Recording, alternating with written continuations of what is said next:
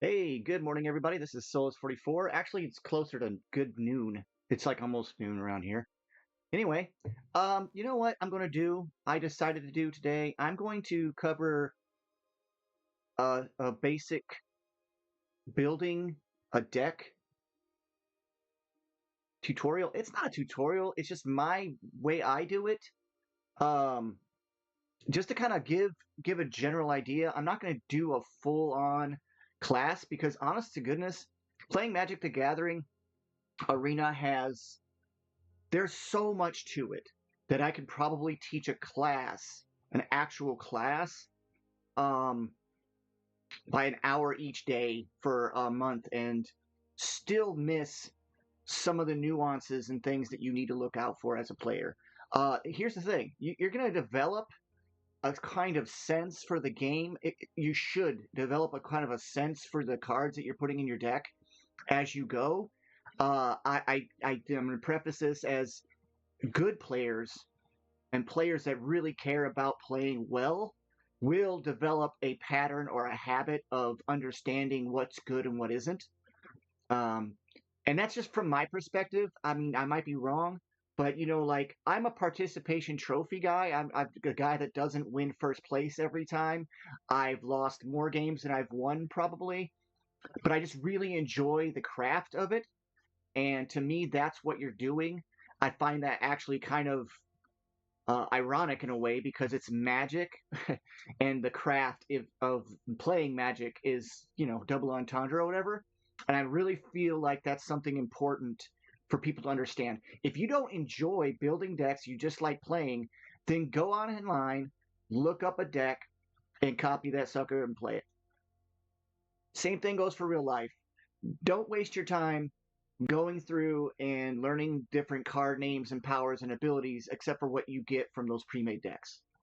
You're just not gonna thrive in the community anyway. Honestly, you'll probably play for a little while and burn out.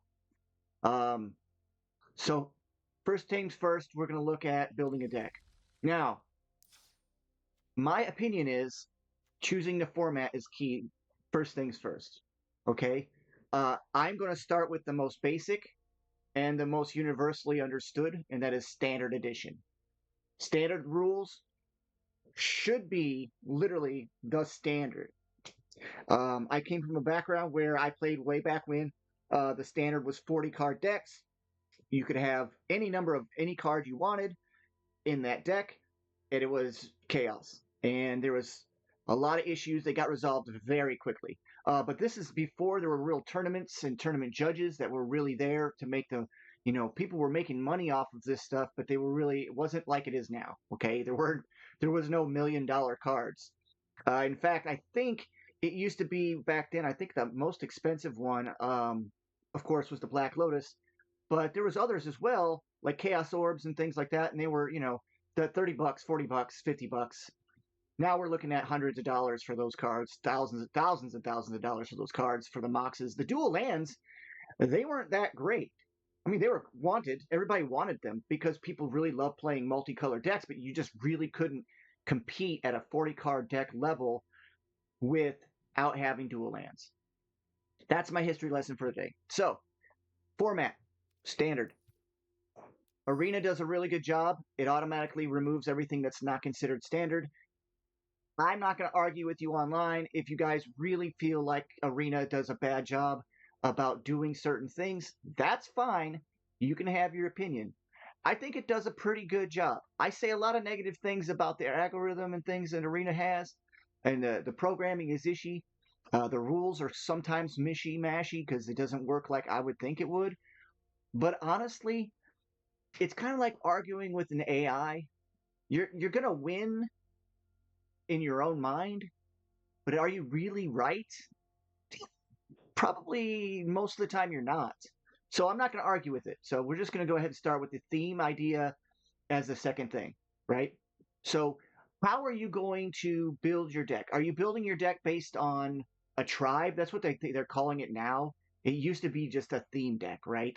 So I had a guy I knew back in high school. He would always play with Thalids. Thalid, Thalid, Thalid. He was obsessed with Thalids. his decks generally sucked. But back then there wasn't the cards they have now either.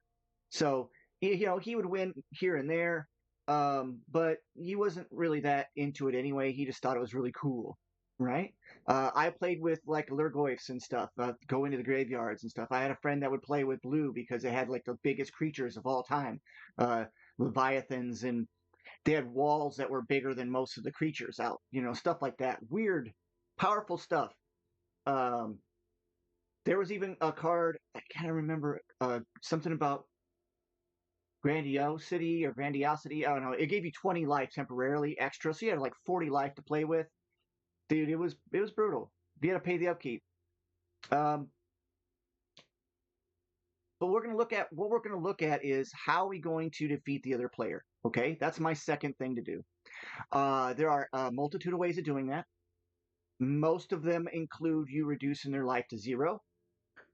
Some of them reduce their number of cards in their library to zero, and so therefore they have none to draw, and that's also a way to win because you still have cards to draw, they do not. And according to the rules, they run out of cards to draw, they lose the game. Unless there's a card that states otherwise. And you're going to hear that a lot from me, unless there's a card that states otherwise, because there are exceptions to the rules on many cards. The other way is, of course, through just brutal force, big, large creatures. They used to call that Stompy. Are you going to try and rush to get these big creatures out early and attack them with those large creatures before they get a way to defend themselves, and hopefully they don't have any way of removing them? Are you going to do discard from hand so that you can basically nullify their ability to fully grasp what's going to happen next? Are you going to make it so that you mill, which is basically that remove from the library so that their library becomes so small they run out of cards? That's what they call milling. Um, I think that comes from the Grindstone, which was one of the very first cards that actually really worked with that. There was also an Alter Dementia card that used to do that as well. But so you got to look at what it is you're trying to accomplish, how you're going to win. That's the very first thing you need to find out. If you're really trying to get into it, are you trying to win fast or are you trying to win slow? Are you trying to just stay alive long enough that you can build up enough to overwhelm the opponent? Or are you trying to get in there real quick and just attack them right away? Are you trying to do direct damage? Okay, so are you trying to damage without creatures? Like you're just trying to use spells, or even with creatures, but instead of the creatures doing the damage directly by attacking, you're doing it through spells. Okay, so there's that way. Are you trying to win by having more life than your opponent, and literally you just end up causing them to quit because there's no way they could get rid of all your life, or even win by attrition? There's cards that can cause you to gain life and then you win because you have so much life. Boy, there are so many different ways to win. There are ways of winning where you have an infinite loop combo, or you have just a really good synergy of cards that flow together. So that being said, let's say you determine how that's going to be. Now, I'm going today, because I haven't done this on stream yet or on a recording yet, I'm going to start with the idea of doing direct damage. It's probably one of the easier ways of winning, and it can be shut down fairly quickly, and it does often run out of steam because you're going to have issues where you don't have enough cards to play. So often, nowadays especially, this deck is not going to be that effective. So if you're planning on copying this deck, just just know that life gaining decks are very abundant right now, and decks that could possibly gain tons of life may not be in the mainstream, but let's say you go to a tournament and you provide a very large amount of people that are playing direct damage decks, you'll see a shift in the culture to a deck that gains life or counter spells, things like that nature. So that's the thing about Magic, is it evolves as it goes. The trends shift left and right. And right now, there's actually a couple of combination of life gaining decks and swap life decks that are out there that are just literally broken. They're going to probably do some law rule change going on, but I don't know when that's going to happen. So for today, we're going to focus on that. Now, third thing we're going to look at. Okay, third thing we're going to look at is your color. So knowing what each color has a majority of is really key to understanding how to produce the effect that you're looking for. Okay, so I'm going to look for direct damage, and I know of two colors that generally do the most amount of direct damage. There are other card decks that do damage through direct attacks through spells and creatures, but two colors generally do it the most. And then a colorless is the artifacts. They have some as well. Number one, red, fire, fireball. Just remember that. It does the most amount of direct damage, and it has the most amount of direct damage spells.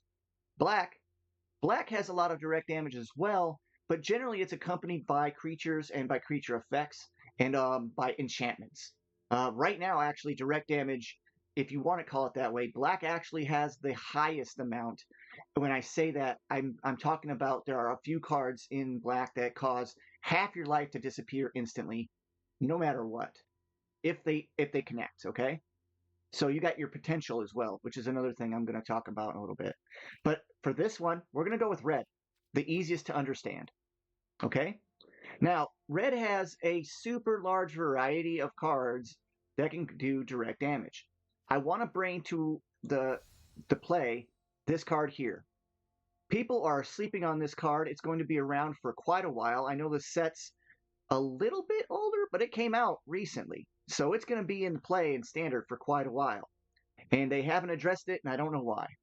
But if you look down on this card, it is a 2 spells in 1 card, which to me, adventure cards kind of are an advantage, because if you're keeping to the 60 card rule, you got 2 cards you can play here.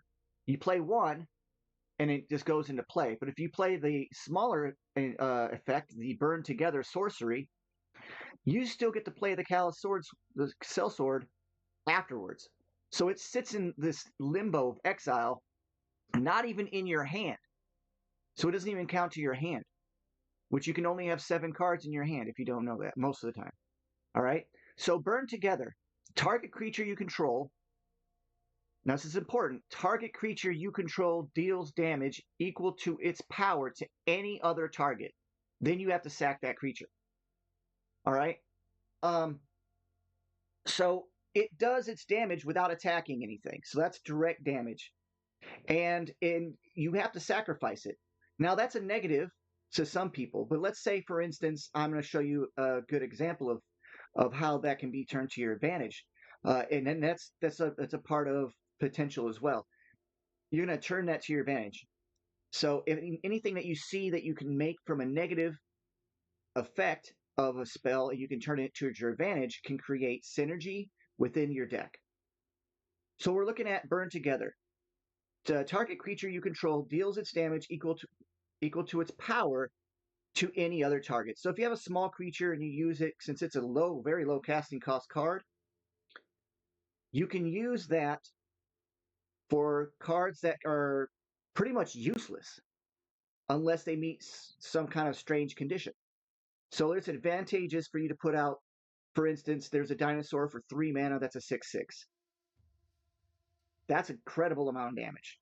6 damage, just like that. That's really early on. But in red, there's a few cards where it can actually cause multiple effects. And so I just wanted to point that one out. There's also this one here, Blow Off Steam. It's an instant, does 1 damage to any target. Also, it's attached to an otter, and an otter that gets bigger when you use instants and sorceries.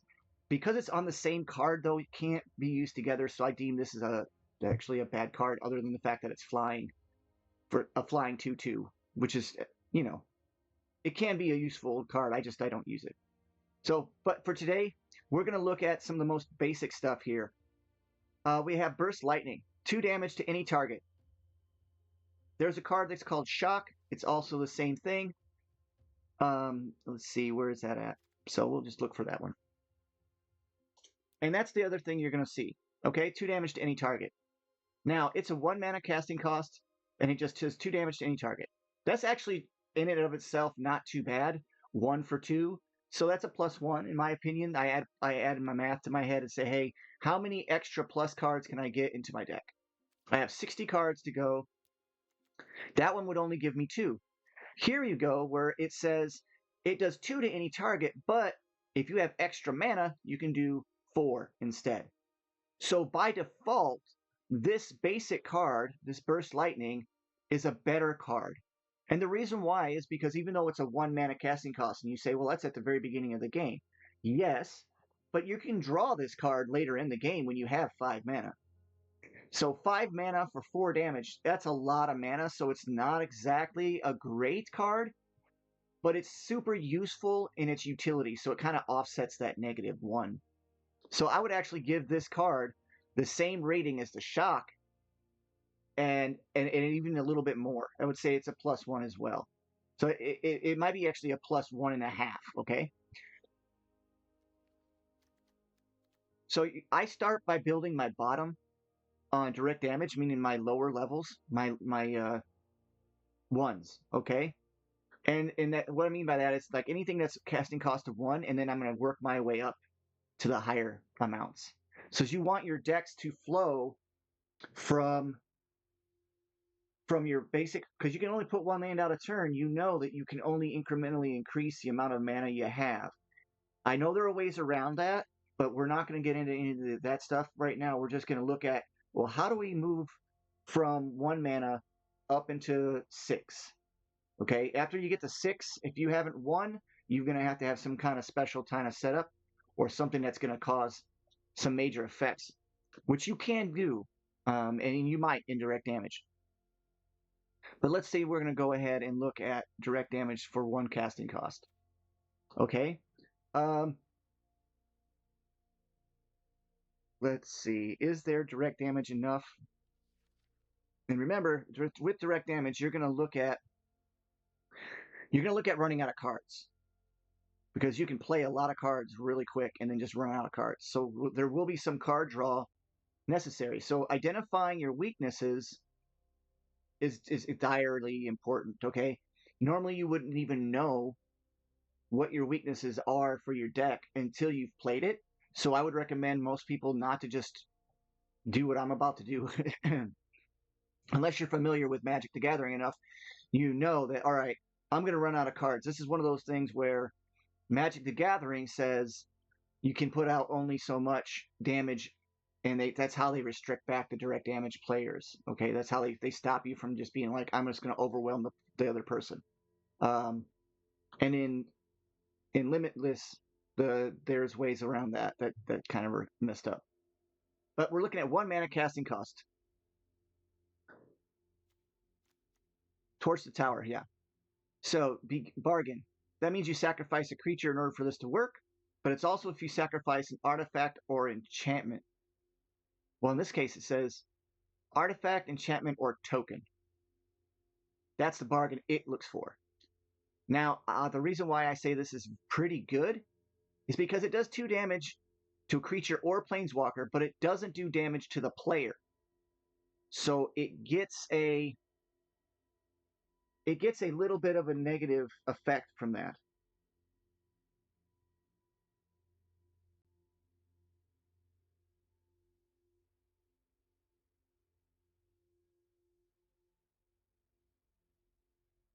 So, you know what I mean? Like, I'm not going to give it the full credit it deserves or it's trying to go for. And of course, it's an uncommon. This is direct damage to creatures, dinosaurs.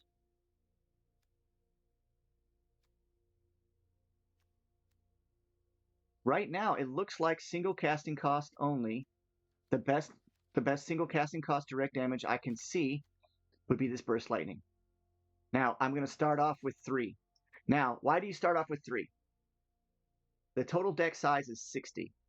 So we're dealing with a multiple of 6 and 3. It sounds kind of funky, but it sort of works that way. And I always reduce my mana down to 22. I can go up or down by 2 after playing the deck and seeing how the algorithm draws lands. Now, we're going to look at 2 mana casting cost, right? Because I ran out of 1 mana casting cost. Well, what's War Squeak?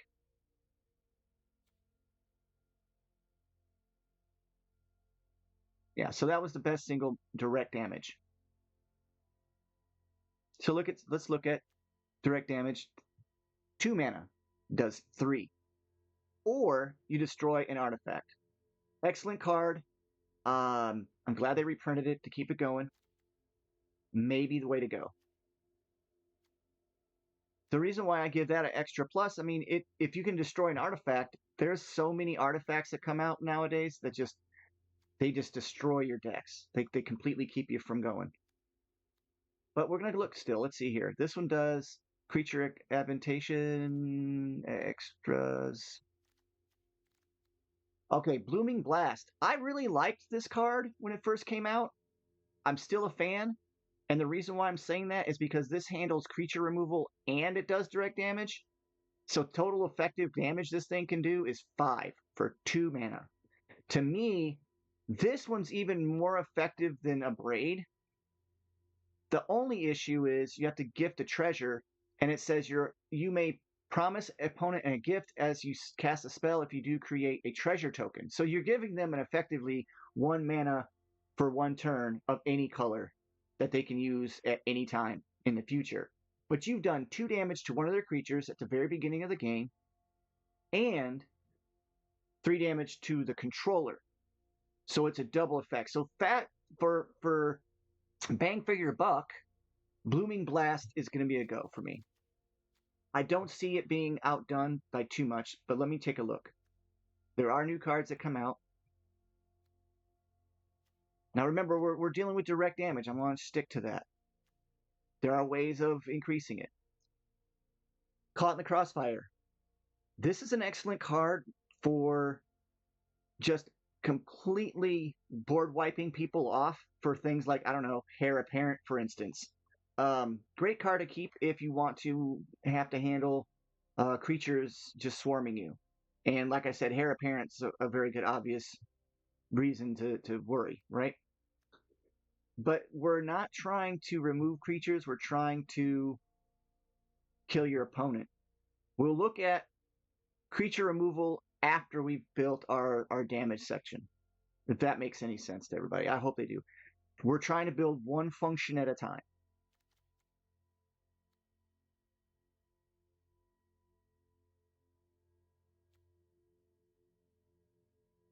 Ooh. So here's one right here where it does direct damage where it's also a creature. Now, and the reason why this is a great card, and I don't have enough uncommons to do this right now to make this into a center focus, is every one of those cards I just got, all 6 of those, would basically get a bonus of 1 extra damage per each of these that are on the battlefield, and you can make 2 out of this 1 by paying 4 mana. And so in other words, it would make each one of your direct damage spells increased by 1 damage per each one that you cast. So you would do Burst Lightning, and it would do damage to the opponent of 3 instead of 2 for each one out. So there's 2 out. It would then make it 4 damage to the player. Okay? And if you did a kicker to this, it would do 6, which is a lot to any target. Well, to an opponent. And that's the other thing, too. This is only for the opponent. All right, so this one's just direct damage of 1.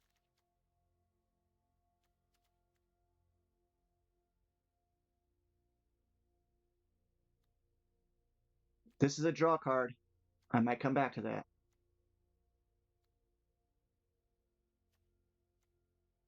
Actually, that's really good. For instance, if you're running direct damage, but you're also trying to look at moving with the creatures, excellent card right here for that. Same thing with this one. He's even got haste. But the reason why I choose him a lot of times is because he gets a +1/+1 counter. And so that additional damage modifier stays with him.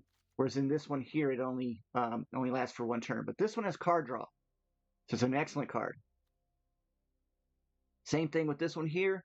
At the beginning of Yirmstef, if you descended, if you put a card into your graveyard, right there it says if a permanent card into your graveyard, you get to add more mana, so you can ramp with this guy.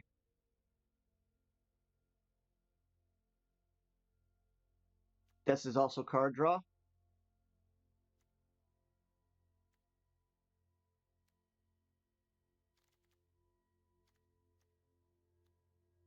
I feel like I'm moving a little bit too slow for you guys. I apologize if you're losing your patience here, but let's take a look. 3 damage to target creature.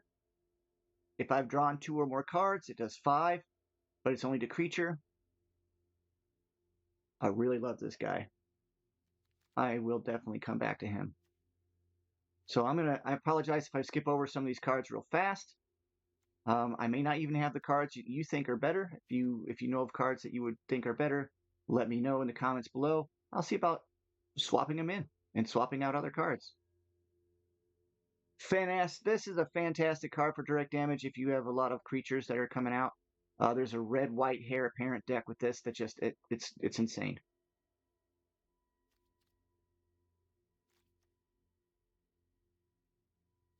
Card draw.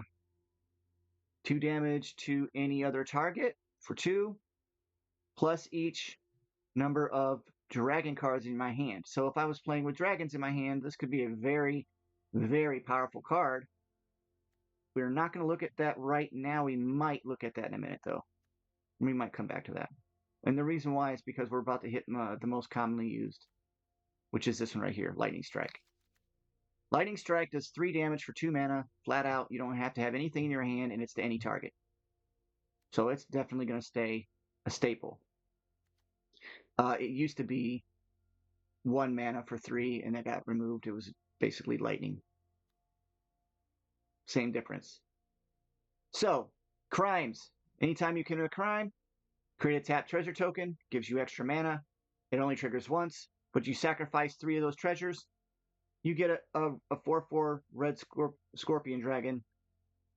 Pretty powerful. Probably going to end up in this deck just to show you the worthiness of it, but let's see.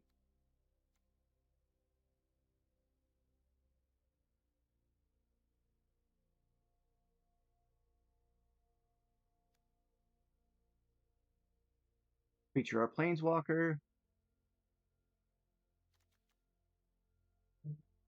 I am getting a lot of messages. I apologize.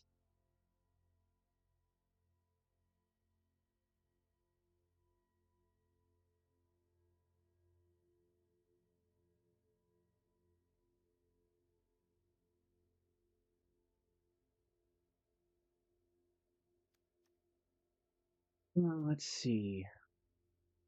Creature to creature.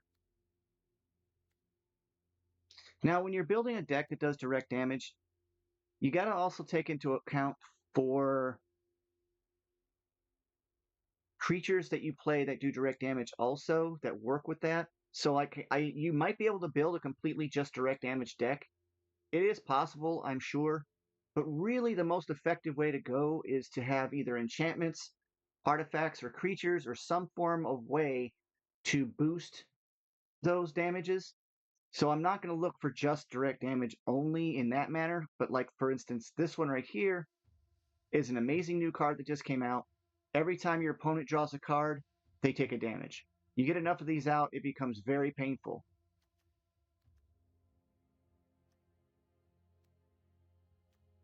But again, I'm still looking for direct damage only.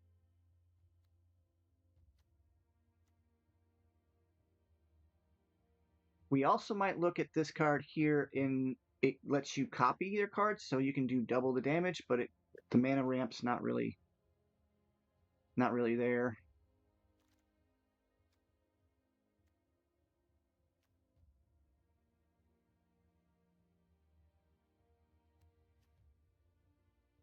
Five damage to a creature, to target creature. I think I'm going to put this in there, but I'll tell you how what I plan on doing with that. Even though it does it to a creature only, there's ways of redirecting damage from your creatures or from their creatures to the player, kind of like Blooming Blast does.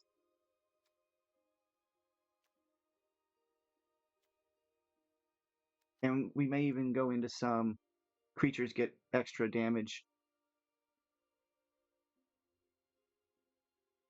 When he dies, it does 1 damage. Not enough.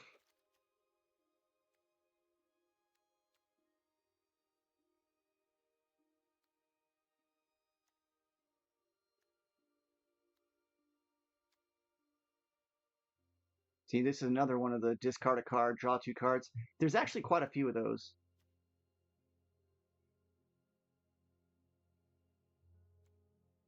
Wait. All right. Copy spells.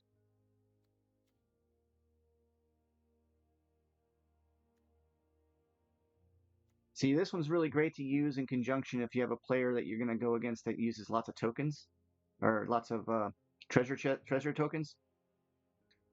Volcanic Spite does 3 damage to target creature, planeswalker, or battle.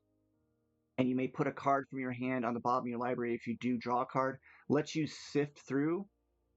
I actually really like this card, but it just doesn't get to play as much as people would like to think it would, or I would think it would.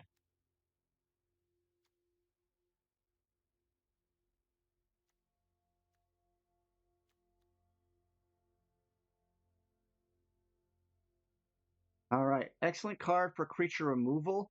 And when I say creature removal, I mean exile or to be completely gone. Okay.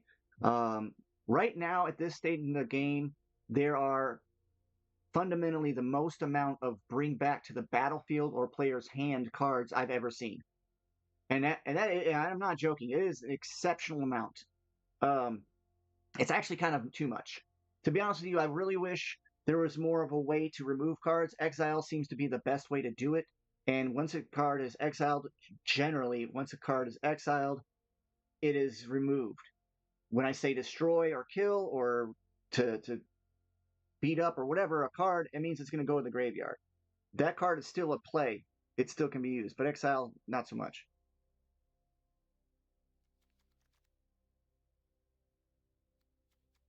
All right, we're looking for direct damage to player. 3 damage to each creature and each player. Destroy all artifacts of mana 3 or less. Fantastic card for creature removal. Way underrated.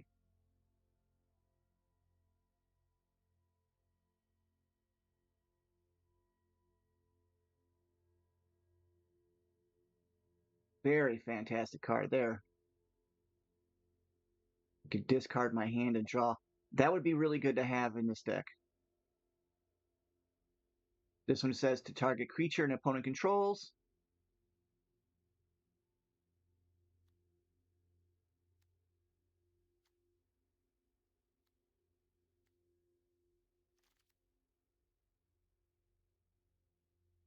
Ooh, yeah, discover 3. Not going to work.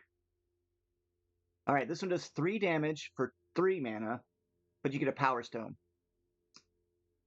Power Stones are okay. I'm not a fan.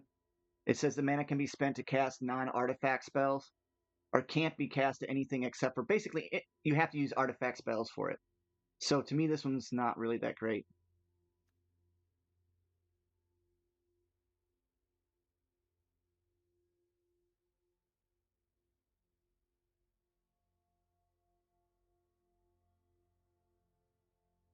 I suppose Fire Annihilation could get rid of equipment that prevents you from targeting a creature, and then it does the damage. I'm not too sure how that works. Flick the Coin is actually pretty good. It does 1 damage to any target. You get a treasure token, but then you get to draw a card. So basically, it actually only costs you 2 mana because the treasure token comes into play untapped. And so I'm going to add 2 of these. Actually, you know what? It's uncommon, so let's go ahead and add 3. I'll craft it. Might as well. I got some uncommons available. Yeah, I got 34 or so. So we're going to run 3 of those, and that's going to speed the deck up a little bit and do 1 damage. So small creatures get slammed.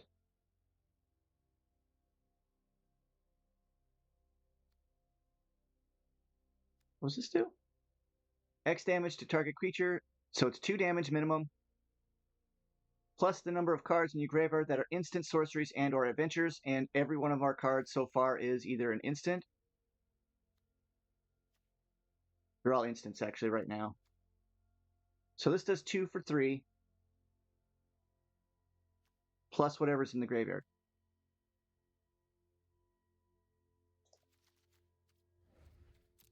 Wait, that is... Oh, it's the target creature. Let's pull back on that a second, because we don't want to do target creature yet. We're not there yet. Players can't gain life. May be essential for this deck. Because we're going to have a deal where if they gain life faster than we can get rid of it, they're just going to win. Right? Because that's what we're looking at. We're not done yet.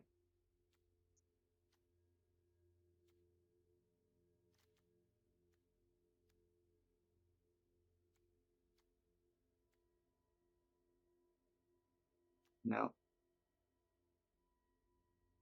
An artifact going into play that does 2 damage to any target. It would be okay if it didn't require 3.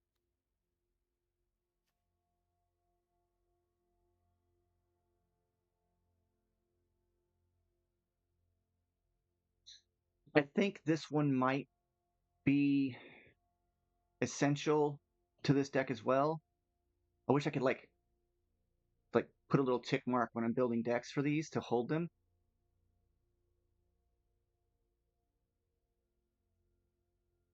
All right, we're at 3 so far. Flick a coin. This one does 4 damage to any target or opponent and 1 damage to each creature. Excellent card to get rid of tokens. 4 damage to a target battle. To another target battle. I'm going to put 4 in. That's the way it can target itself. And what it'll do is it pulls out a creature. It says if any non-target source you would do damage to a creature, battle, or opponent, it does that much plus 2. So this is a ramping damage deck kind of card, right? It does 4 for 3, first of all. And it does it to either another battle or an opponent. And 1 to all... and 1 damage up to 1 target creature. So it can also tag a single token creature. So it's not super OP, but I definitely say that's going to stay in the deck until I can find something better.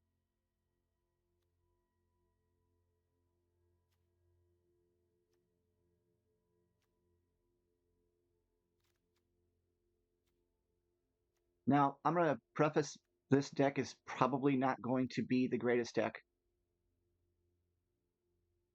And the reason why I'm saying that... Oh, what? I mean,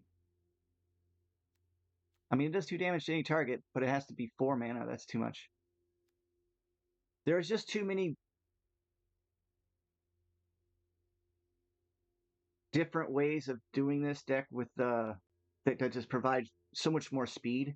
But we're not going to look at that because we're basically learning the basics, okay?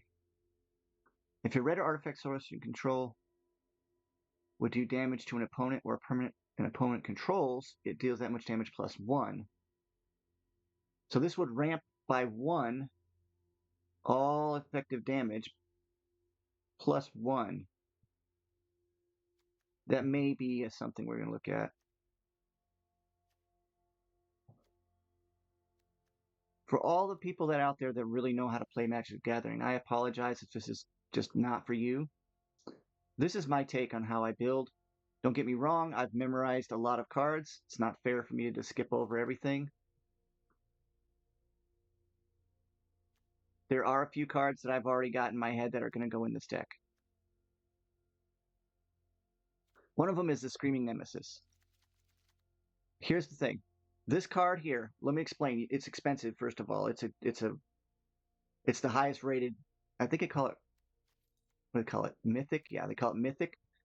So when it is dealt damage, it does that damage to any other target.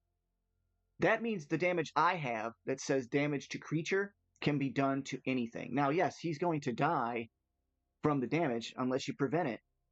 But that damage gets done to anywhere you want. So I'm going to give it to the player, and if you do damage to the player with this guy from that effect, They never gain life anymore for the rest of the game, even if this guy dies.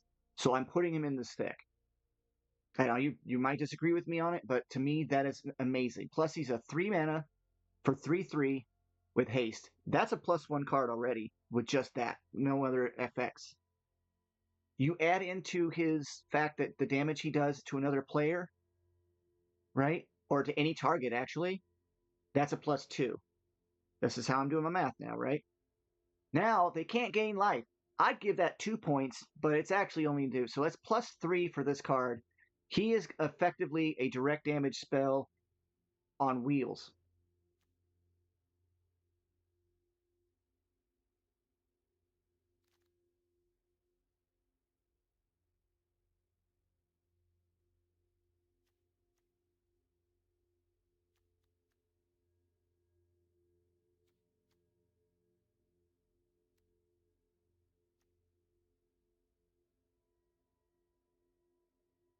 I might use that for creature draw. Okay. I'm going to put that in. Creature removal, 3 damage to each creature, or 3 damage to each player for 3 mana. Okay, don't get me wrong. You're going to damage yourself. Listen, you have to be willing to accept some form of damage to yourself when you're playing. And if it's you doing 3 to you and the other player, it's nullified out, in my opinion. But the fact that you can choose it to clutch yourself back into the game by doing 3 damage to each creature, because remember, we got what 1 creature. And if he takes 3 damage, he dies, but he does 3 damage to the opponent, effectively turning this card into a 6 damage to the opponent. If that makes any sense. Hopefully.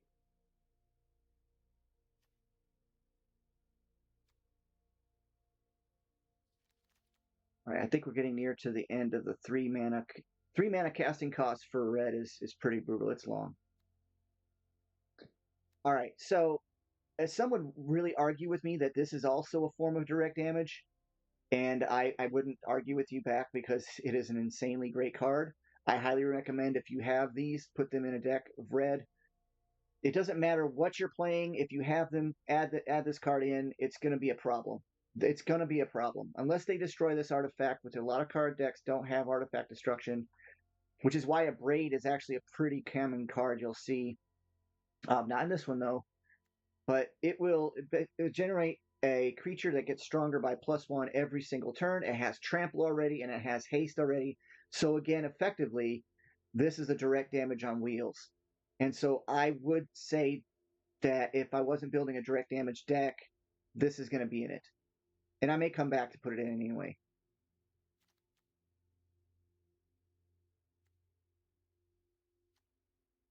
Also direct damage. Creature comes into play with a backup +2.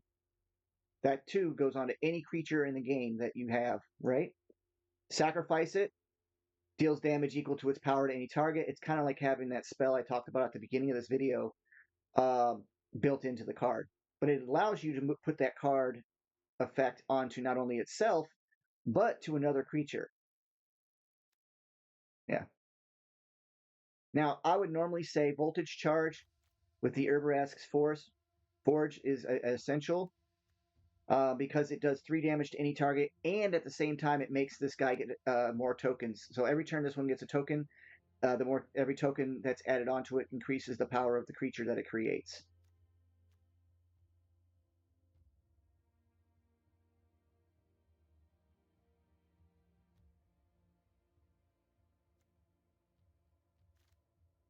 And we are getting very close to moving past this because I know I've been talking a lot and not getting a whole lot of cards into the mix. You know what I'm saying? All right. All right, we are at the 4 level now.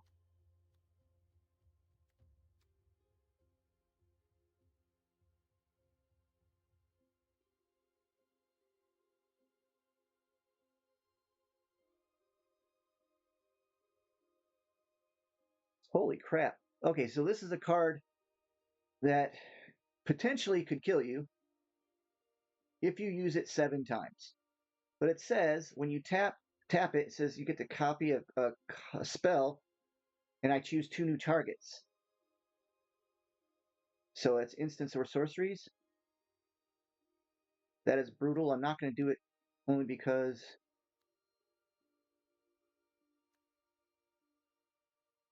I don't want to get off the theme of direct damage too much, even though it definitely is helpful.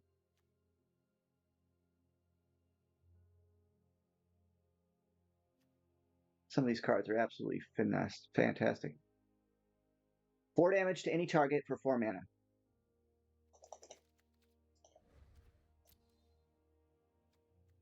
All right, we're good there. We may come back on that, but that's 4 for 4 direct damage.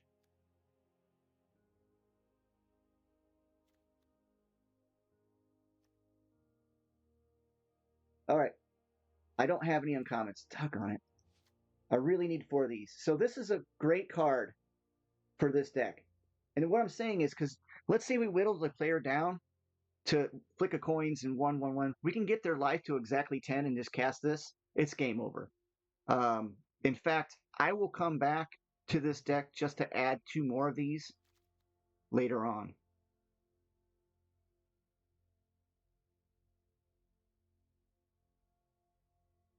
Oof. Definitely a synergistic card for this deck.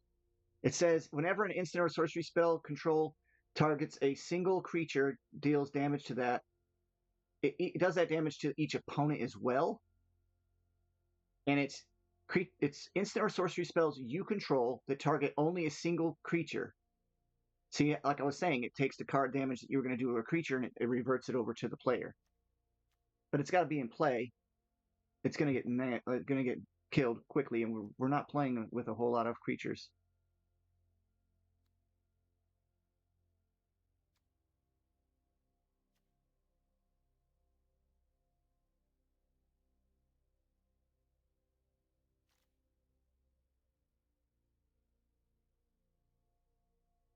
Whoa. This one lets you steal your opponent's cards.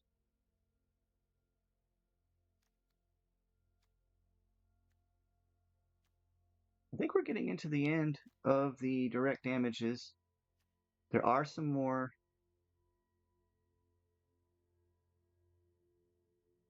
See, this card sucks. Remember the first card I was talking about, the Burn Together? It's this exact same thing, except for this one lets you draw a card, but it costs 3 mana more. Totally not worth it.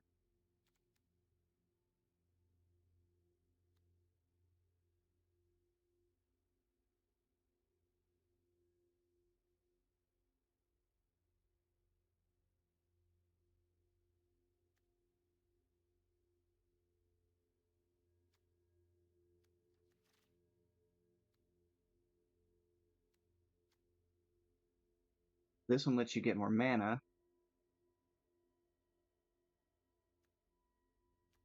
Damage for every mana that land that you have down is pretty good.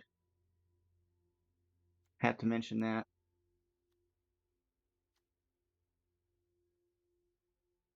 Okay, Sofim says if a source would deal non-combat damage to an opponent or a permanent they control, double that damage. This is a great card to have in this deck. And you can give it a indestructible counter by discarding 2 cards. So I do have some creatures, but this is going to double my damage. And to me, that seems to be pretty important to do. We're going to keep going, though. Direct damage from landfall. We're not playing around with land. 4 damage to any target for 4 mana. Convoke, meaning if I tap creatures, Sofim right now and Screaming Nemesis are the only 2, so I might take that out, but let's see.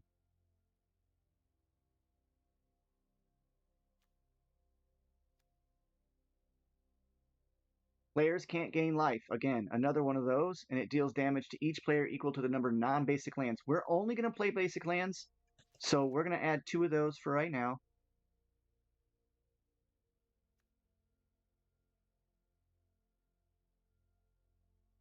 Ooh, that's actually interesting.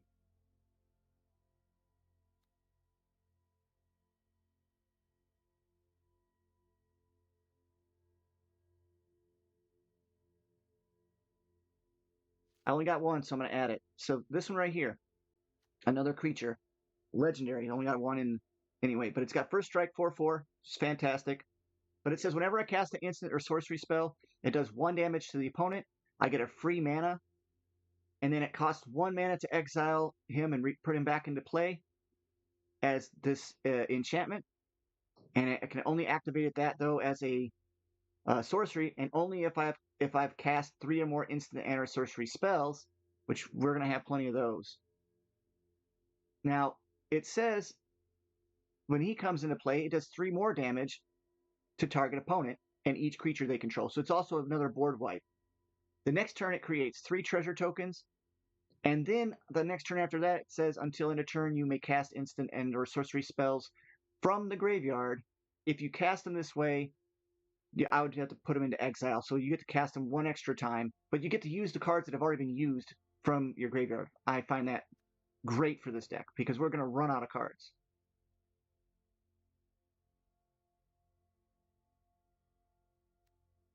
And I'm not going to use oil counters.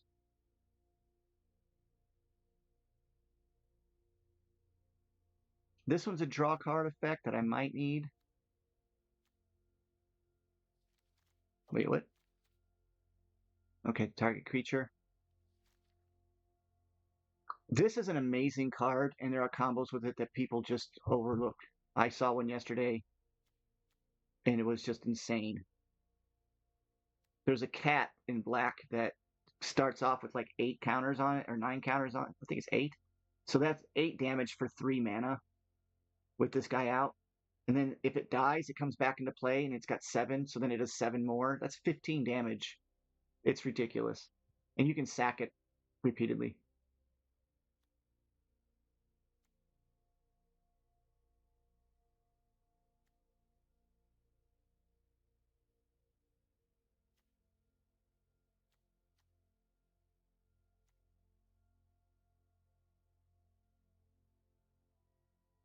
Six damage to target creature, 2 damage up to 1 target token.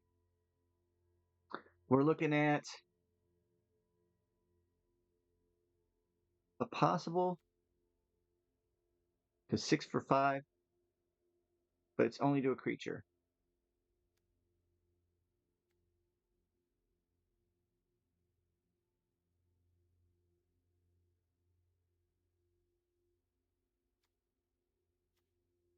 Wait, what? Oh, that's excellent.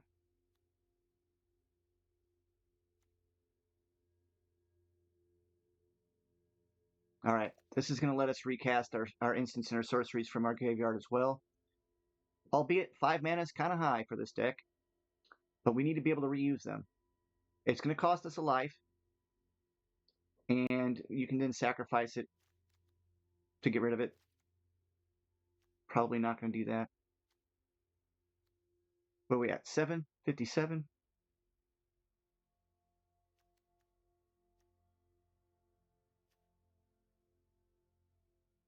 Six for 5. If there are 4 more card types, we're not going to play that. 6 for 5. I may discard a card to draw a card so you can search, but it's not worth it. Feature our Planeswalker.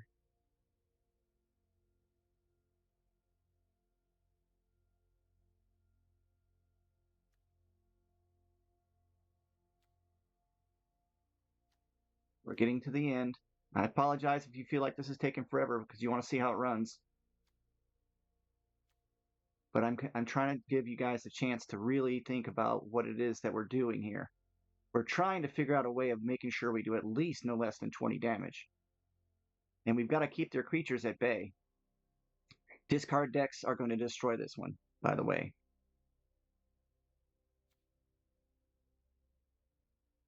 5 mana for a 5/5 with reach, trample, and haste. That's actually really good.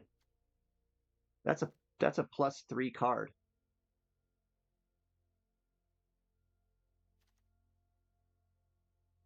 Dang, that's actually really, really good. This one's actually not as good as that one, but it's pretty good too.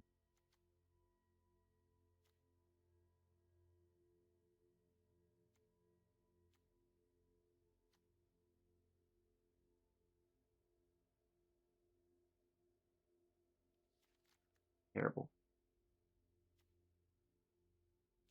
Direct damage, king, this guy right here. I'll build a deck built based around him sooner or later. Another 5 for 6.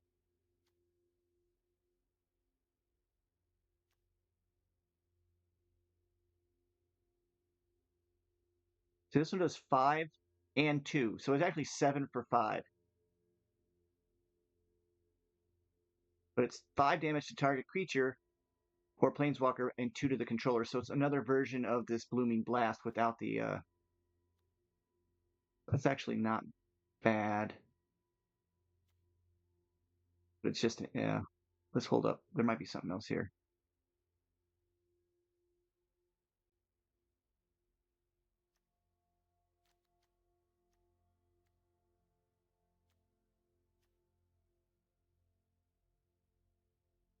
All right, Chandra. We're probably going to end with her. Here's what we do. Whenever you cast an instant or sorcery spell, copy it so you double up your cards. Choose new targets for the copy. The ability triggers only once. Give her a +2. It gives you 2 mana for free. And +1, you exile the top 5 cards until the end of turn. You may cast those cards anytime you want, basically letting you draw cards. So it's also a draw card. It's also a planeswalker, so creature removal doesn't affect her, only if it has planeswalker removal.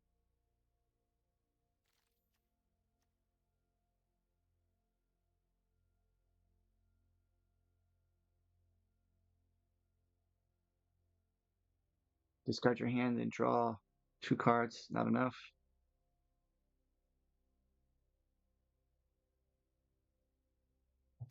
Board wipe. 4 for 4. Oh, you know what? Chandra's real expensive. He's actually not real expensive. He's only 4 mana for 4 damage. So we're at 60 now.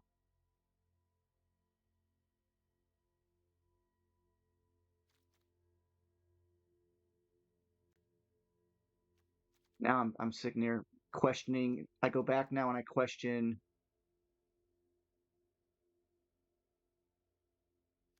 myself because I really love this card a lot. Because we're going to be casting so many instances and sorceries, one of these in play alone. Let's do that. Let's just concede that we only need one of those, these 3 right here. Higher levels you go, as you can see if you look at the where it shows this new deck, look at the ramp on there, right? The ramping curve is actually important to look at. So let's pull this up here. I don't know what this -1 is. That's not it. But 1, 2, 3. Most of your damage is in 4, 5, and then some in 6. And this one's going to count as 6 even though it's not. It's actually in 4.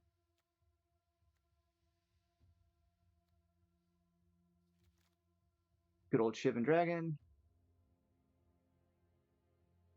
Land destruction is wrong. This is a 3 for 3, but it only does the creature or planeswalker.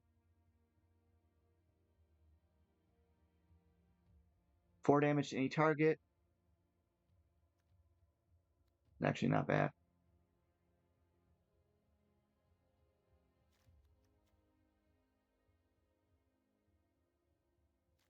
For a 4/5 flying that you can give it pluses on.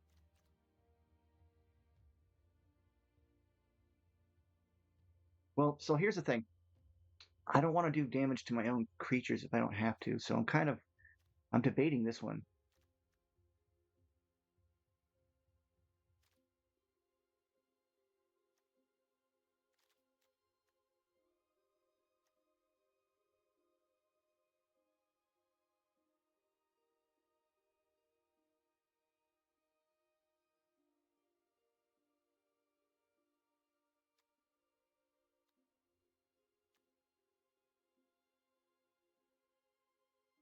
All right, this one's a tripler, and we're going to take out the Overlord. This one does 3, triples everything. Now, it cost 8 mana to get out. Am I going to get to play it? In fact, I'm going to pull it for a minute. I'm going to pull it for a minute.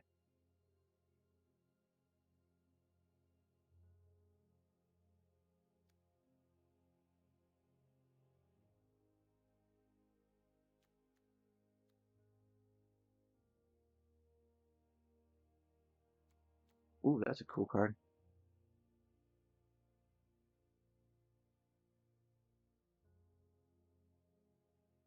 This one, I wish I would have thought of a long time ago, because you use this with Screaming Nemesis.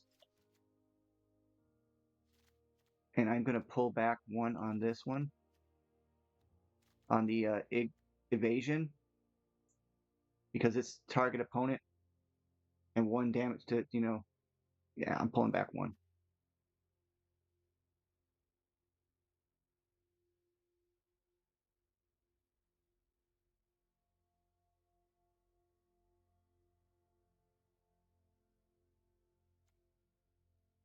Shivan Devastator is basically a direct damage creature on wheels also.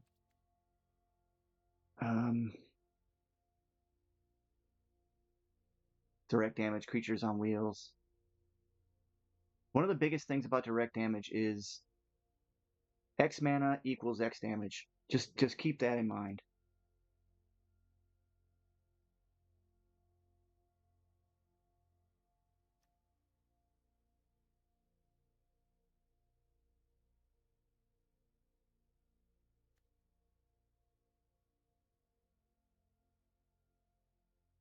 Twice damage to twice damage to. All right, so let's say our gimmicky.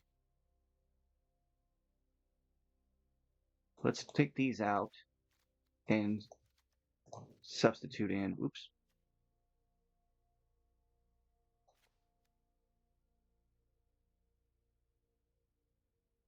This one requires a bargain. I don't want to have to bargain. I just want to do damage. All right, I think we're almost done. All right, no special lands or nothing. I'm going to call it good. All right, everybody. I know that was a long time. I apologize. But now you see my process. Okay, so now we're done with the build. We've got the basic line. We know what we want to do. Time to play test. Now, a lot of people come in here. They're going to want to go ahead and play against a bot. So let's go ahead and do that. I don't do this. I play against players because I want to know what really is going to come at me. But our first play is going to be against a bot. We got 3 mana on the draw, and we got some direct damage going. Perfect. I'm your Spark. Shut up, Spark. Let me show you just what you're capable of. Whatever.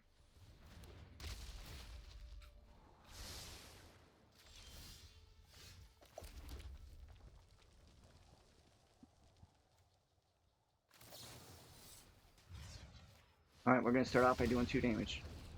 Remember, if I can get to 10, and I get the 10 card, it's over.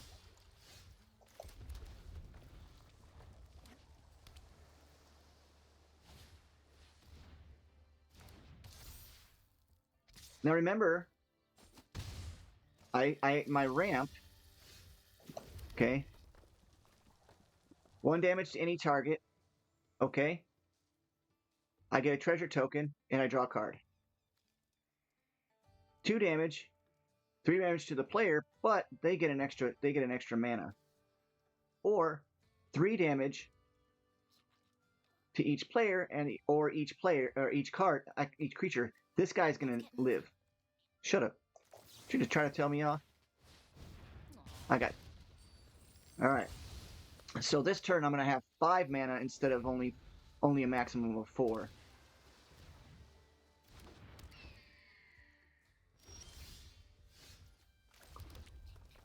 And so we're going to do that again. It's going to get us to 6. We're going to get our Chandra out.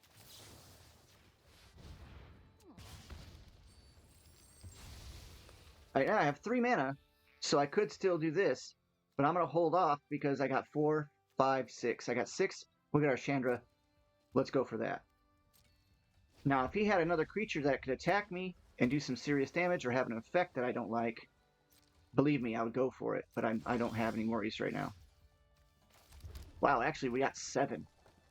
So let's get our Chandra out. Super awesome. All right, You have no idea. Who add this 2 is. mana any color combination, and remember, she's going to double our stuff.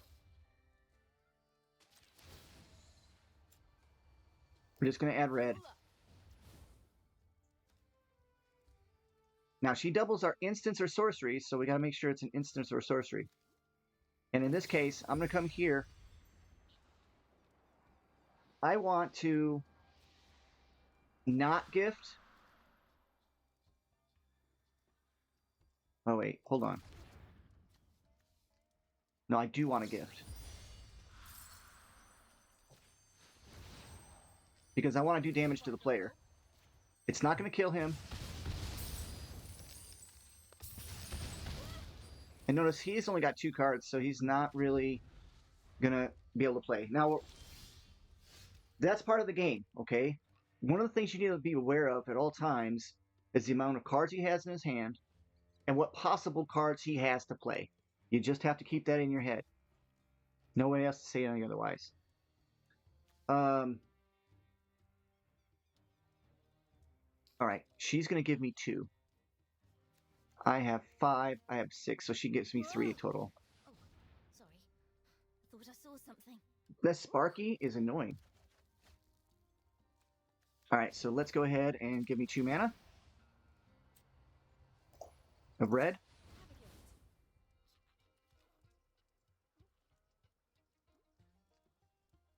And we're going to do... We don't have enough mana to do double, but we're going to do this. Coming back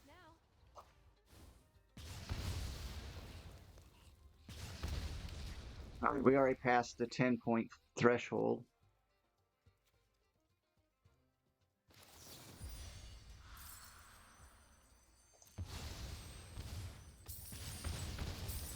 All right, it's pretty risky that I'm giving him this much, giving this player so many mana. But I'm not super concerned because we're doing direct damage and we're doing it fast. All right, what's her super ability?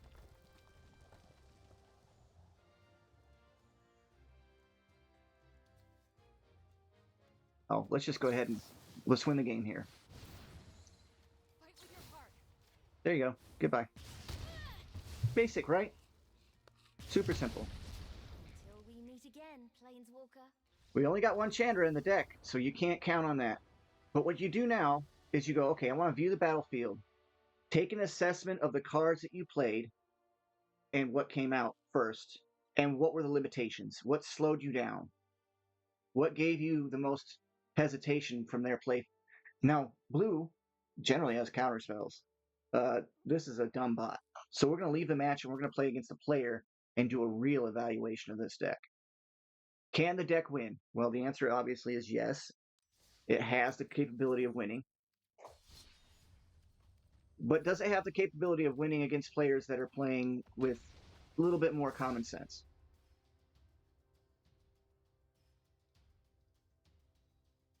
To be honest with you, I don't know for sure if Arena has bots playing as if they were players using pre-made decks or not, but it feels like it they do kind of often.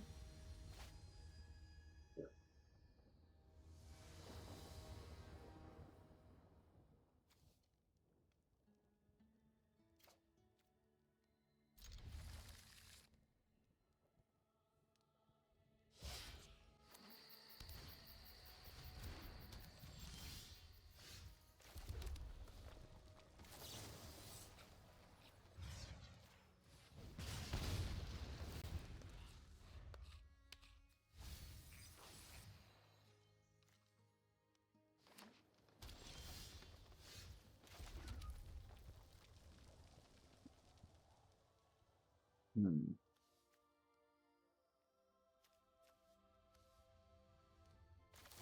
I don't know if I want to give green a mana, but I really don't have much of a choice. Not a good way to play this card, this deck though, because this guy's defense is high enough to live till I have 3 mana, possibly even 4. We'll see. But green survives and thrives on its ability to produce very powerful stuff at very low cost.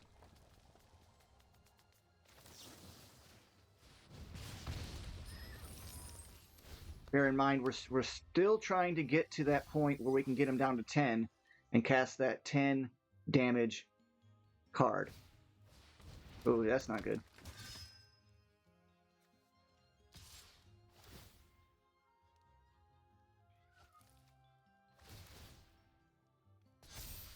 And we're actually there this turn. But, you know, the chances of drawing that card aren't very high. 4 damage to any target. The question is, which is more important, right? These are both basically the same.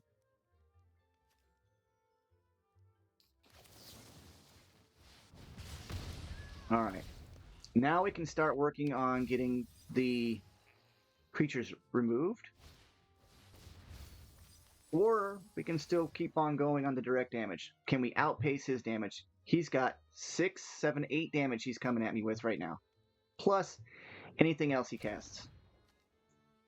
Which could be anything, I don't know.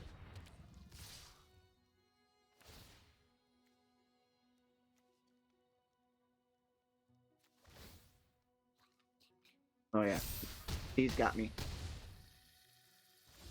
He just gave him all +1.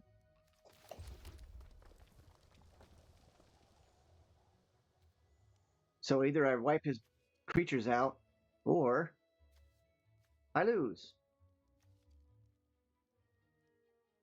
I'm in trouble.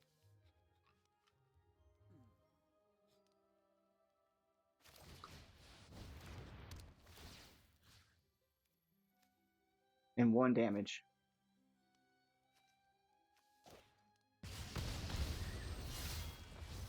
Yep, good game. Alright, well, call that good. Alright, so what was the weaknesses? We saw we had duplicates. Let's go ahead and view. We'll do what's in the military they call well, in the army they call it an AAR, an after action review. So after we play the game, we're going to look at the weaknesses and strengths of it, and we're going to take mental notes, and we're going to say, and all right, how do we fix that? We noticed that during this one that we have a convoke card in here that is 4 for 4, but it has 2 red for 2 colorless, and we have a flame lash. So that's an extra card in my opinion, because we're really not going to be using that many creatures. So let's cut that back. I put it in there, I think, in order for me to deal with the screamer that I put in, the screaming something or other.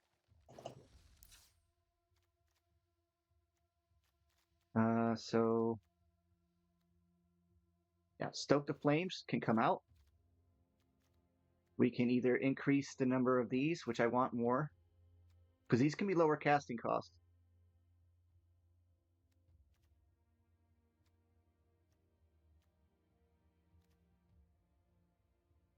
Did I only have one of those? Oh, I only have one.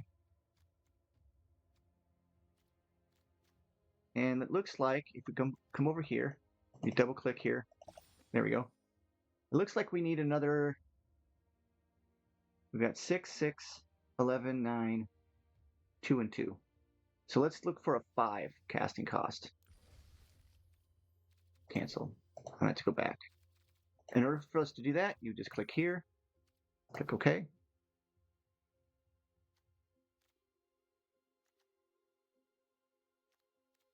And I want to see about getting some creature removal a little bit.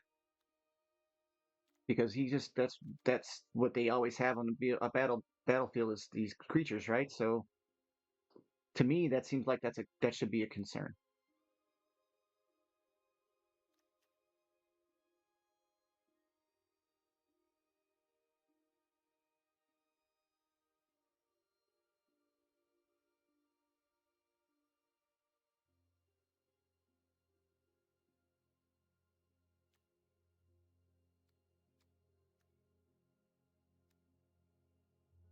Identifying the weaknesses of your deck is extremely important.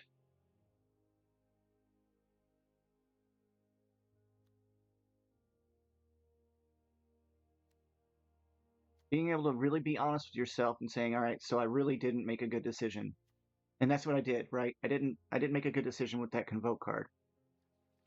I didn't do it on purpose. I just made a mistake. I really want to increase the number of these. Where is it? This one right here. Because to me, that's the most important thing. When I get some uncommons, I'll definitely be adding that to this deck.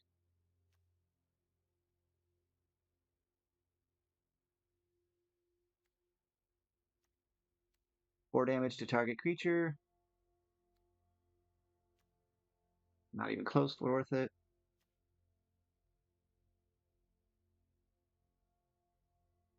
Creature, Planeswalker, destroying equipment. That's actually a really good utility card.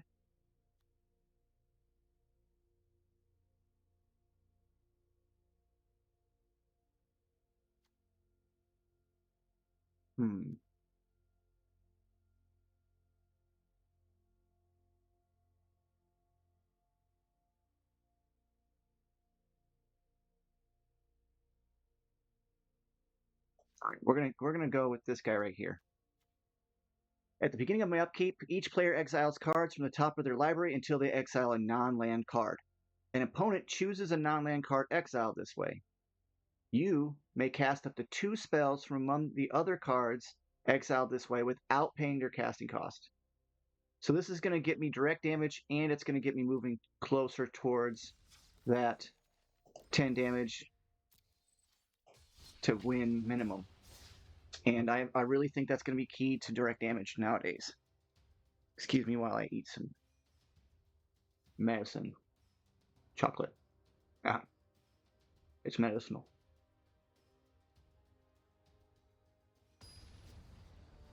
This is going to be one of the longest playthroughs I've had, and I'm going to have for a long time. Expect me to have at least one of these a week, or they're longer.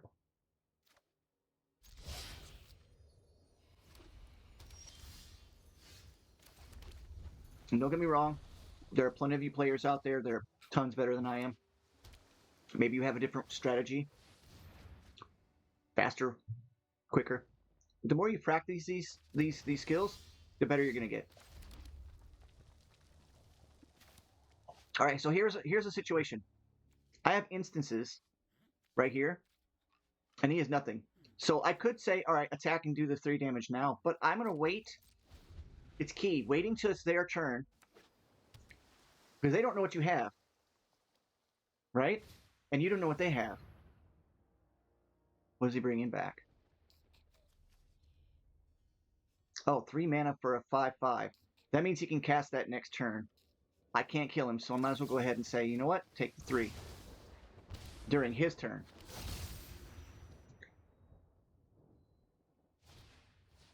That is a problem too, by the way.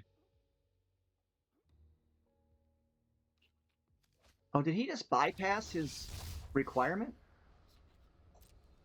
Oh my lord, that's brilliant. How did he discard? Oh wow, okay, yeah. Wow, I got nothing nice to say about that. My goodness. All right, let's go. That is a fantastic bypass. His normal way to come out requires you to have 6 cards in your graveyard, but he went ahead and discarded it, dropped 2 cards, and then discard a card. Right? So he discarded it. Then he used a recommission, which brings it back to the battlefield, and it gets a +1/+1, and it manifests dread every single turn. Just absolutely just brutal.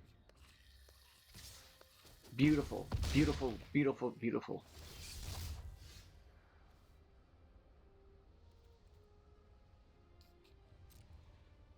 It manifests dread during your opponent's upkeep. That's yikes. So we're still having issue with creature removal. And this is serious creature.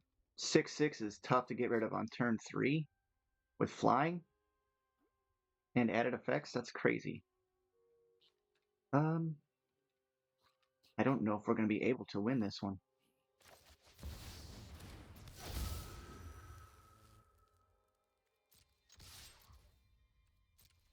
Because he's going to rush me up. Okay, this is interesting. I don't think he cares that he can't gain life now for the rest of the game.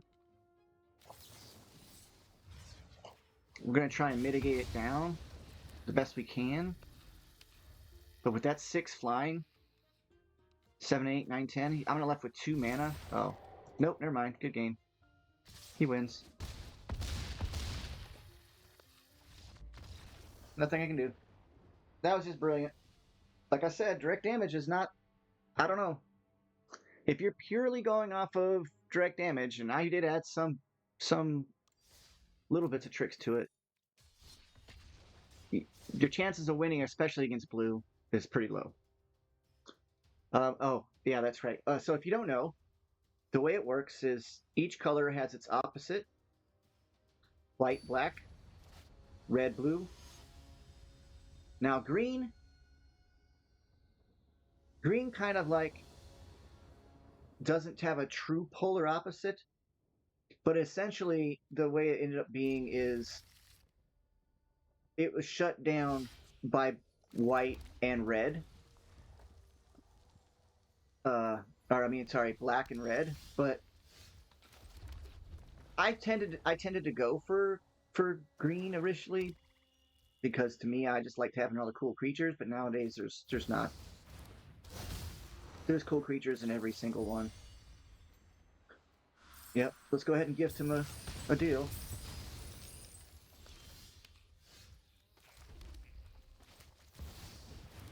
All right. We're flowing a little better now.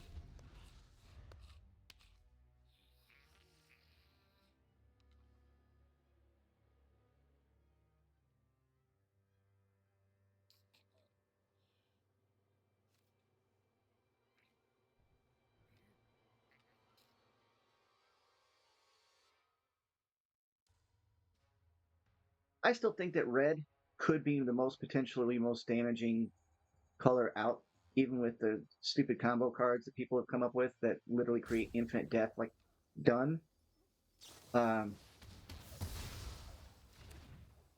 Maybe black is in the second place on that one.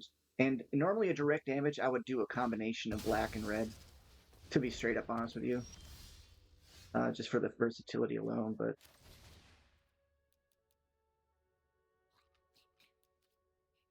I'm going to pay 2, and I should do 4 damage. And give me a card draw if I need it, which at the point I don't yet.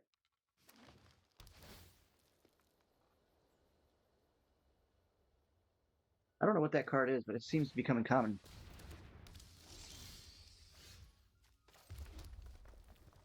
All right, he has 1 uncommon card, uncommon land.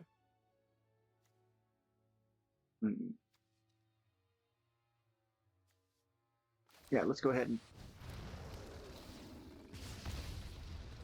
While he's in play, you can't gain life.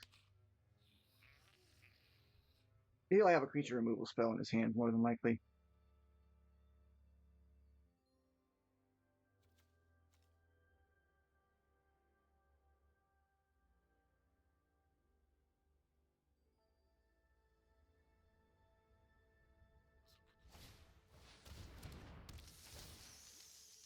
Who's this guy?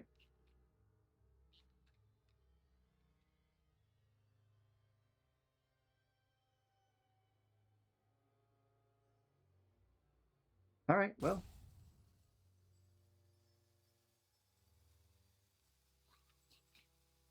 Farewell Drifter 96. Is it me? Does everybody seem to have some form of, like, obsession with giving themselves a number? Let's draw a card.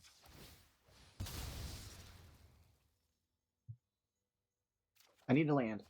Thank you. All right. He's at 12. Gave me another card to draw and a mana. So now I have 6 mana available.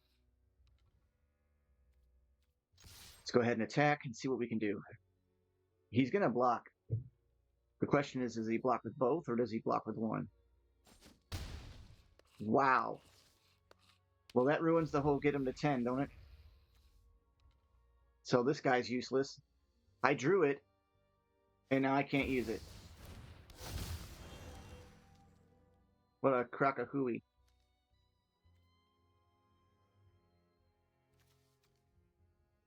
Let's put him down to 3 and see what happens. But we'll attack first to see.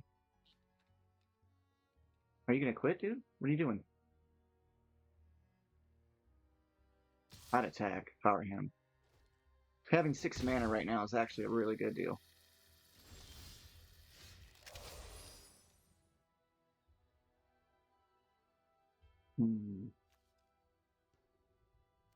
Well, normally I would beat him with that card, but I can't. This will let me recast. And what do I have for 1 mana? Nothing really. Let's just do... Now let's just go ahead and attack and see what happens.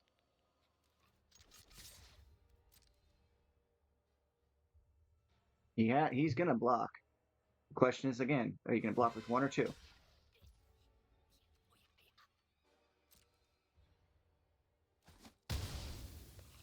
Okay. This is gonna guarantee that I get through if he doesn't prevent him from dying. Okay, he did prevent him from dying. That's okay. I've got 18 life to play with. Uh-oh. Just... What? Oh, okay. Okay.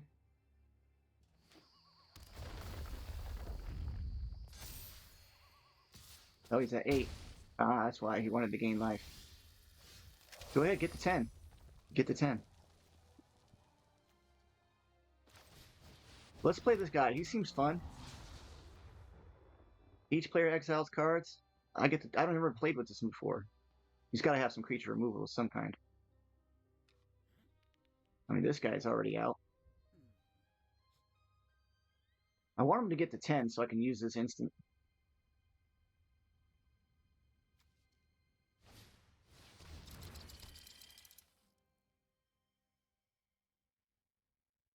Oh, he doesn't have the extra lands in his hand yet with that bristling bill. All right, let's see how this plays. I don't know how this card works. I've never used it before, so.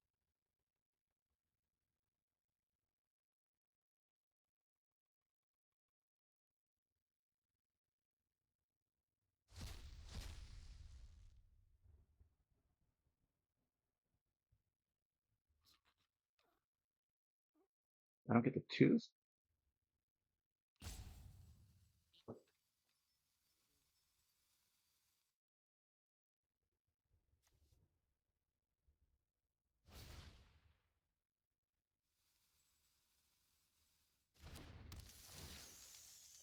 Can I decline that? I mean, I could do it. Killing him. No. Killing him. That puts him at 12. That's too much. I'm going to decline it. So let's see.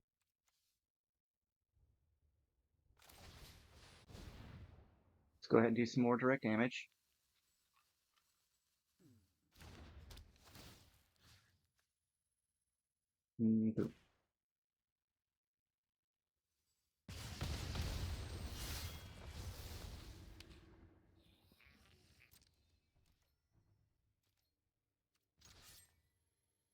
All right, now he has to block.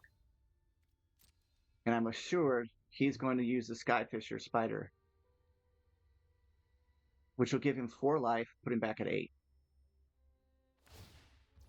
Oh, I was wrong. That is totally fine, though.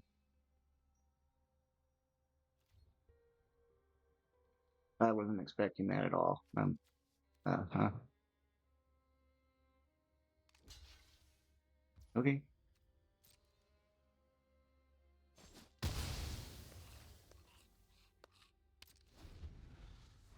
Was not ready for that.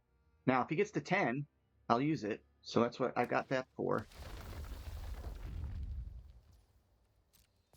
Me personally, I'm going to block and lose this guy, but I'm going to get 3 life from it.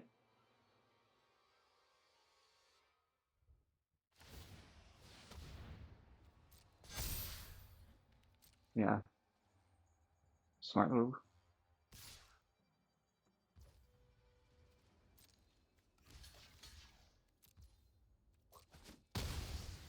We're going to be looking to use the Festival of Embers to win the game, though.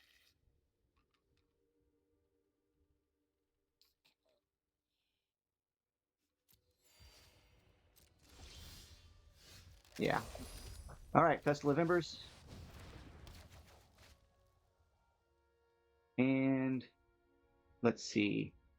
If you flick a coin, we can do 1 damage. Blooming Blast will do 3. Can he win? Because he can double it again. Let's see. It makes him get to, say, that's going to be 2 more. That's 7. 7. That's 14. I would still be alive.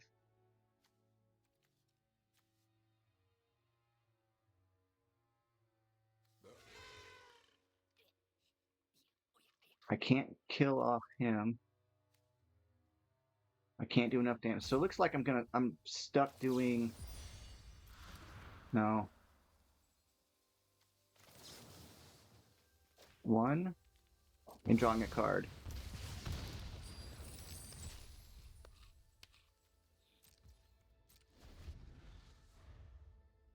All right. Did that do 1 damage to me? Oh, it did, because I used this Embers, and that's 1 life. I was like, what the hell is going on here? All right, so if he doesn't kill me this turn, I Lightning Strike him and he dies.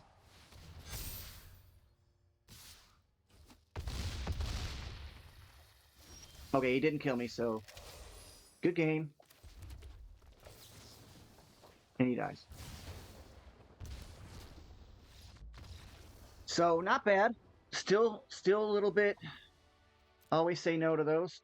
They're never fun because the algorithm stinks. Fix it. All right, so y'all get what I'm doing, right?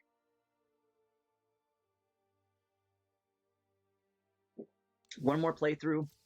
I felt that was like a very close match. And it didn't need to be. Like I probably misplayed a few cards. Yeah. No one's perfect, you know. Everybody makes mistakes.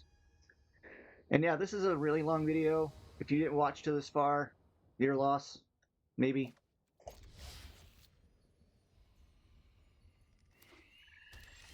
I've got other games to get to. I've got all the mods 10 coming up. Skyblock, Ozone Reborn coming up. And I think we're going to do both individual play, group play, and a collab. Where we're working together. Not just on our own, but together at the same time. Like literally talking together and everything else. So I think I dig these flick coins. They're really, they should, if it was 2 damage, it would be so much better. Wow, he didn't play anything? Alright. Just take 3. Yeah.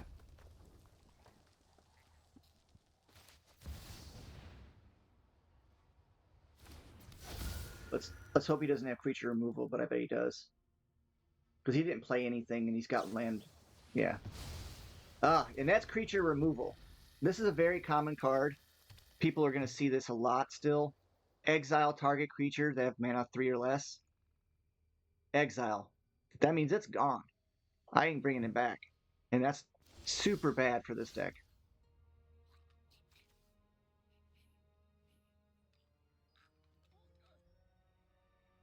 Alright, we're going to get a mana.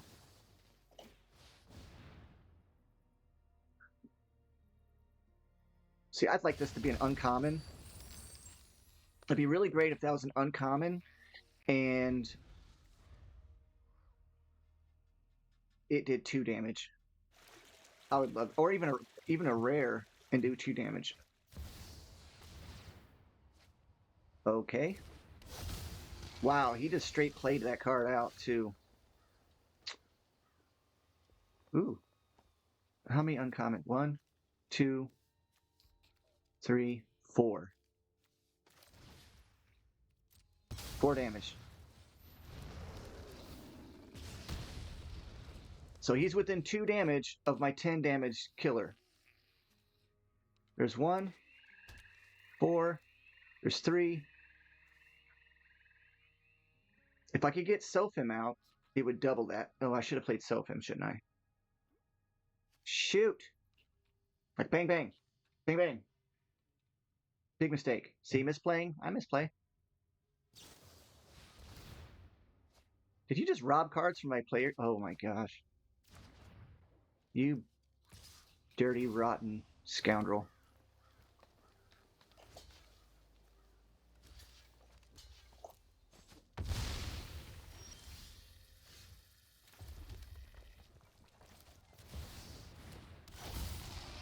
She's going to make this game really interesting. I hope. Because I'm going to flick a coin and do 2 damage to him. Unless he destroys her. Which he will, I would assume. I can't make her indestructible this turn. And he has got so much mana out right now. Just so much. Uh-oh.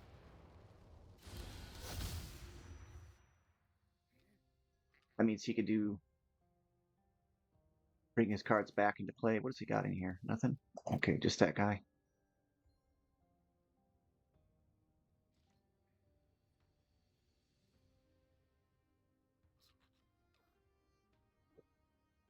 I may not have to use the 10 damage.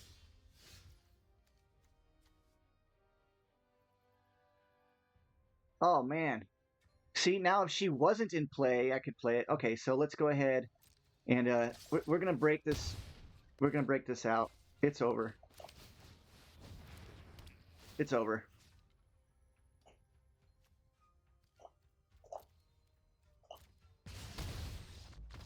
It's over. That was definitely a do it, duh. Right? She doubles the damage. It's just a gimme. It's just a gimme. I don't even know what I was worried about. All right, everybody, listen, I don't have any more time, and I appreciate you if you stuck around this long. I really do. It's Solus44. I'm available on Blue Sky. I'm available on YouTube. And I'm available on TikTok. I don't do any of the other apps. They can all bite me. And so, yeah, just get a hold of me if you want me to do something special, or you say, hey, to build a deck built based around this thing. And know that as you play, you'll start recognizing things that are going to effectively happen or should happen, and you kind of like anticipate that, okay? This deck is definitely not that great, but it does effectively win. You can tell right now it has some effects to it that just are really hard to overcome. If I was to move over into the ranked section right now with this deck, I would get completely slaughtered. It waits way too long into the game because it doesn't have quite enough to synergy and combos, but you can get the idea. I will do another series just like this soon, and I'll be expanding upon this deck, and I will show you the changes and what I do to edit the deck to make it even more effective as I go, adding maybe a few more creatures, a couple of enchantments, definitely some draw, a little bit more draw. But yeah, you can see how it's building, okay? And that's what you got to do. You can't just expect somebody to put together a deck and it's automatically the best. I don't think there's anybody out there, even the greatest challenging ranked people that are in the sport. I'm going to call it a sport, but it really is just a mind game. It's like chess, right? But I think this is the hardest game on the planet, according to many experts out there in games. And so, yeah, even your greatest chess players would fail at creating a deck right away that instantly wins at the top rake. So don't expect that to happen. Be nice to yourself. Love you guys. Talk to you later. Take care. Bye-bye.